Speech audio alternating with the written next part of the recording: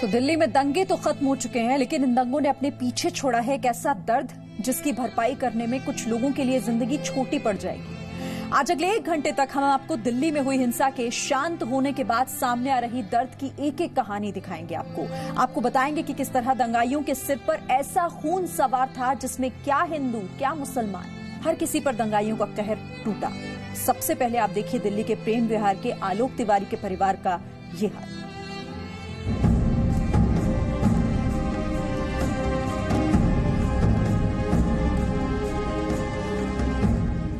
इन महिलाओं के आंखों से आंसू रुक नहीं रहे। घर के दामाद को दंगाइयों ने मार डाला। ये इलाका है दिल्ली के मुस्तफाबाद का प्रेम विहार। यहाँ के गली नंबर 7 पे रहने वाले आलोक तिवारी की दंगाइयों ने जान ले ली। आलोक तिवारी घर से खाना खाकर बाहर निकले थे, सिर्फ ये देखने कि बाहर हो क्या रहा है। इतनी ही देर में दंगाइयों ने आलोक को अपना शिकार बना लिया। शिव विहार के प्रेम विहार इलाके के गली नंबर 7 में आलोक तिवारी की भी इस दंगे में मौत हुई है। बहुत दुख का माहौल इस पूरे इलाके में है। इस वक्त उनकी मां यहां पर आई हैं। ये लोग गाजियाबाद के रहने वाले थे, उनके परिवार के लोग यहां पर मौजूद हैं। माता जी, आप हमें ये बताइए कि उस दिन क्या हुआ था? खाना खा के निकले थे, हमने मना किया, लड़की ने मना किया कि मत जाओ, उधर झगड़ा हो रहा पुलिया पे। वो बोले मैं देखने जा रहा हूँ, उधर नहीं जा रहा हूँ। पता नहीं वहाँ कैसे पहुँच गए।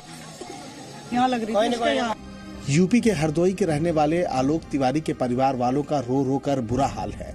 परिवार में एक बेटा और एक बेटी है और अब इन दोनों के सिर से पिता का साया उठ चुका है।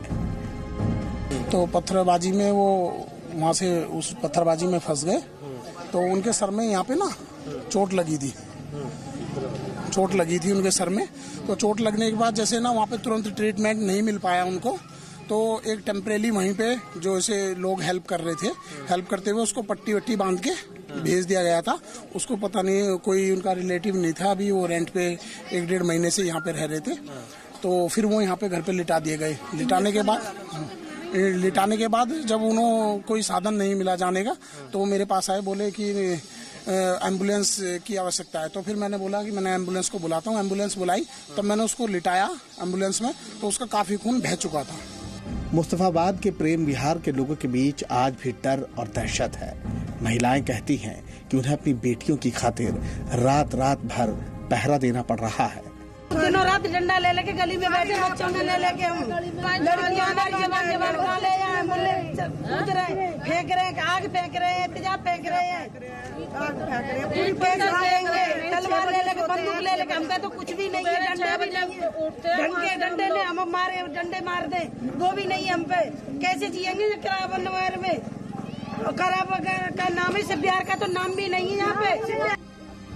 जिंदगी किसी न किसी तरह से पटरी पर आ ही जाएगी, लेकिन इन जिंदगियों के साथ जिन शैतानों ने ये खूनी खेल खेला है उन्हें सजा जरूर मिलनी चाहिए, ताकि फिर से कोई ईश्वर अल्लाह के नाम ऐसी दहशत फैलाने की जरूरत भी ना करे।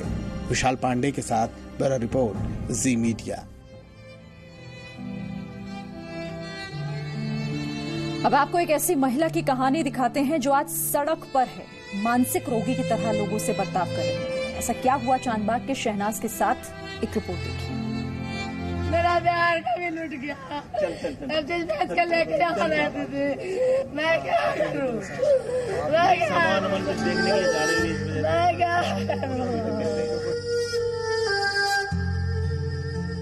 रोती बिलखती, मानसिक रोगी की तरह सलूक करती हुई, ये है दिल्ली के चांदबाग इलाके की शहनाज। दंगाइयों ने इनके घर को जला दिया। पति की आमदनी का जरिया ऑटो रिक्शे को भी दंगाइयों ने नहीं छोड़ा। मेरे घर में लूट के सब सामान लेके चलो, मैं दिखाने के लिए तैयार हूँ। मैं पानी क्या पीऊं भाई? अदालत में मैं क्या दूंगी? गवाह बहू दिया 5 लाख का डिमांड, मैं क्या दूं? मेरा 5 लाख का संपत्ति, मेरी बहू का सड़क। मैं पागल हूँ, ट्रैक्टर पे मुझे मार दो इसी जगह। शहनाज का बहू के साथ दहेज का केस चल रहा है। आरोप में बेटा जेल में। बहू को दहेज का सामान लौटाना था, लेकिन सब कुछ जल गया। अब पूछ रही है कि उसका बेटा जेल से बाहर कैसे आएगा। मौत इंसानियत की हुई है। ये महिला शहनाज है, इस गली में यहाँ पर रहती है, किराए पर रहते थे। घर में एक डिस्प्यूट चल रहा था बहू के लिए, दहेज का। बेटा गिरफ्तार है और दंगाई यहाँ पर आए इनके घर पे, इनके घर को आग के हवाले कर दिया, सारा सामान जल गया। सवाल इस बात का ये उठा रही है कि जब बहू ने मेंटेनेंस के लिए पैसा मांगा तो वो कहाँ से देंगे। राजू राज, जी मीडिया, दिल्ली। दिल्ली की हिंसा में कई भाइयों को उनके भाई से हमेशा के लिए अलग कर दिया गया। एक ऐसी ही कहानी ब्रिजपुरी के निशांत ठाकुर की भी है। निशांत का भाई राहुल दिल्ली पुलिस में नौकरी की तैयारी कर रहा था, लेकिन दंगाइयों की ओर से आई एक गोली ने राहुल को हमेशा के लिए मौत की नींद सुला दिया।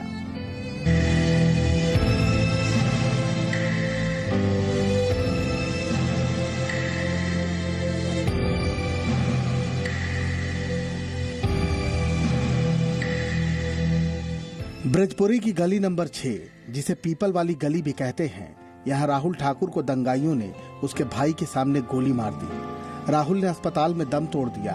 अब गली के लोग डरे सहमे हैं। भाई मेरे बगल में खड़ा था बिल्कुल। अच्छा, वो बिल्डिंग है, सफेद वाली बिल्डिंग है यहाँ पे, जूतों जिसमें आग लग गई है। फैजल करके कुछ नाम है उनका, वहाँ उसमें से गोली आई है। हमने उधर ही देखा साउंड, क्योंकि उधर से ही आया था। हमने उधर देखा, हमें क्या पता हमारे भैया के लगे। भैया ने देखा, फिर गिर के भैया बस जमीन पे गिर गया। हमारे भाई को मार दिया इन लोगों ने। तो यहाँ पे घर से बाहर निकले और यहाँ पे एकदम शोर आया बहुत ज्यादा कि वहाँ ऐसा हो रहा है, ऐसा हो रहा है। तो सभी देखने के लिए भागे कि एक्चुअल में हो क्या रहा है। तो जैसे देखने भागे तो वो गली के कोने पे साइड में खड़े थे, एकदम वहां से गोली आई और यहाँ लग गई। राहुल ठाकुर दिल्ली पुलिस के लिए तैयारी कर रहे थे। दिल्ली पुलिस में भर्ती होकर दूसरे की रक्षा करना चाहते थे, लेकिन दिल्ली के दंगाइयों को यह मंजूर नहीं था। भाई ने मुझे बोला है, निशांत चल बेटा घर चलना है। भाई तो खुद इतनी वो करता है। भाई से इंस्पेक्टर की तैयारी कर रहा था हमारे भाई को मार दिया इन लोगों ने। गली के एक बच्चे की हत्या हुई है। इन लोगों की आंखों में वो खौफ का मंजर घर कर गया है और अब ये अपने घरों की रक्षा में पिछले 6 दिनों से जाग रहे हैं। महिलाओं को अपने बच्चों की खैरियत चाहिए और दिल्ली पुलिस इनको सुरक्षा का भरोसा नहीं दे पा रही। तो हम पल्ली गली से आए भैया, वो जान पहचान के बच्चे थे। वो अब ये गया तो हम बच्चा, वो भी तो हमारा ही था। जैसे 6 बजे घर में घुस रहे, सही रात हो जाती, भाई बीमार भी हो रहे, पूरी रात हो जाती भैया। अपनी सेफ्टी के लिए सब बच्चों के बारे, औरतें कोई नहीं सो रही, सारे बच्चे वहाँ फंस गए। परसों रो के तो पुलिस वालों को लाए थे।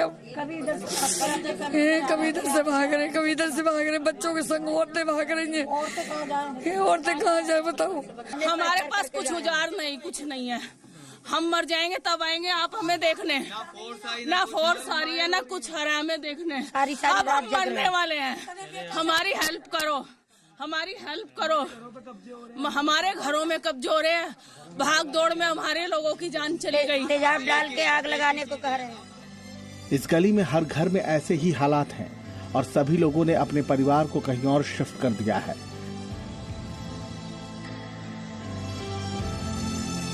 जिंदगी का ये हिस्सा एक काले अध्याय के तौर पर इनके साथ जीवन भर रहने वाला है। ब्यूरो रिपोर्ट, जी मीडिया।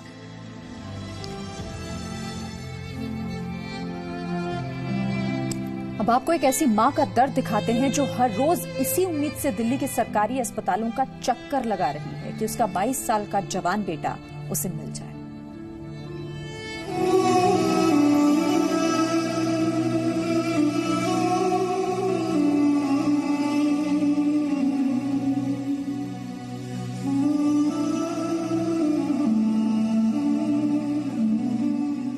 इस मां के लिए बीते 3 दिन 3 सदियों के बराबर हैं। वक्त का हर एक हिस्सा तीर की तरह अंदर तक उतरता जा रहा है। बेटा इस दंगे में कहीं खो गया है और उसकी तलाश में दिल्ली के एक अस्पताल से दूसरे अस्पताल, एक मुर्दा घर से दूसरे मुर्दा घर भटक रही है। वो करावल नगर तक में हमसे बात किया, 9 नंबर गली अब भगत कॉलोनी वही में उसका मोबाइल हो गया स्विच ऑफ। तो इतनी टाइम से 2:25 पर हमसे बात किया, उसके बाद बात नहीं किया। फिर वो घड़ी से बोले कि ऐसा ही मोबाइल का हो सकता है, कभी न पूछ रहा। जब वो मैं गए तो बस वो घड़ी से ढूंढते ढूंढते आज तक ढूंढ रहा, बच्चा हमारा मिला नहीं। पता किया है अर्बन हॉस्पिटल में, वहाँ भी न मिला है। फिर कल से यहाँ खोजी कर रहा हूँ। अभी फिलहाल बाकी परिवार वाले क्या हैं कि सब इधर उधर ढूंढ रहे हैं, परेशान? सब ढूंढ रहे हैं, सब कोई उधर लोनी के टोनी का सिटी पुलिस वाला के साथ, कोई कहीं सब बिखर रहे हैं, सब ढूंढ रहे हैं। मोकिमा का पूरा परिवार 22 साल के अपने बच्चे शहबाज की तलाश में जुटा है, लेकिन क्या पता इस जलते शहर में कितनी मोकिमा और कितने शहबाज होंगे। 2:25 पर बाबू हमरा गुलाब का फूल हमरा छिड़िया गया, बाबू ना मिला। 2:25 पर से पेट भर गया, बाबू मिला। ये नाम का नाम कुछ भी हो, धर्म कोई भी हो, अपनों से बिछड़ने का दर्द सबके जहन में बराबर ही होता है। दर्द का कोई मजहब नहीं होता, जख्म होते हैं तो हर किसी के लिए दर्द वैसा ही होता है। वरुण भसीन के साथ ब्यूरो रिपोर्ट, जी मीडिया।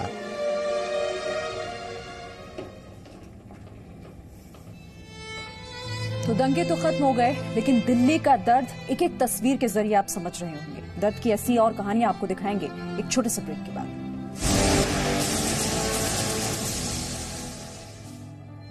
आइए आपको श्याम और सलीम की एक कहानी दिखाते हैं। दोनों दो अलग अलग धर्मों के हैं, लेकिन दोनों का दर्द एक ही है। दोनों की आमदनी के जरिए को दंगाइयों ने छीन लिया है।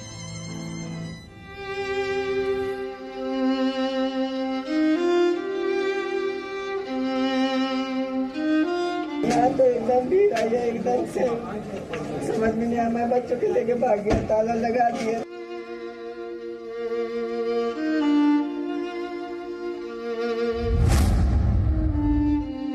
मेरे छोटे छोटे बच्चे, मैं लॉक करके भागा। जैसे मुझे क्या मालूम ये हाल होगा। ये सब जला दिया, हमें तो कुछ समझ में नहीं आ रहा कहाँ जाऊँ, क्या करूँ।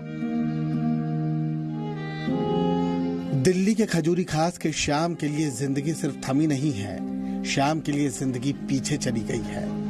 बड़ी मुश्किल से कहीं और से आकर यहाँ दिल्ली में अपने और अपने परिवार के लिए सिलसिलेवार तरीके से एक लंबे संघर्ष के बाद जिंदगी खड़ी की थी। दंगों ने सब छीन लिया। एक कोने में जाके छुपा पड़ा हूँ, 3 दिन से भूखा पड़ा हूँ। ये मेरी चाय की दुकान, अंदर सोते बैठते थे, अंदर रहते थे। यहीं पे काफी टाइम से रह रहा हूँ। पहले उनका किराएदार था, आज इनका किराएदार। कुछ समझ में नहीं आ रहा कहाँ जाऊँ मैं। श्याम अपनी जिंदगी से जिस तरह से मायूस हैं, सलीम और भूरे खान के साथ भी ऐसा ही हुआ। इन दोनों की फल की दुकान थी और दंगाइयों ने उसे आग के हवाले कर दिया।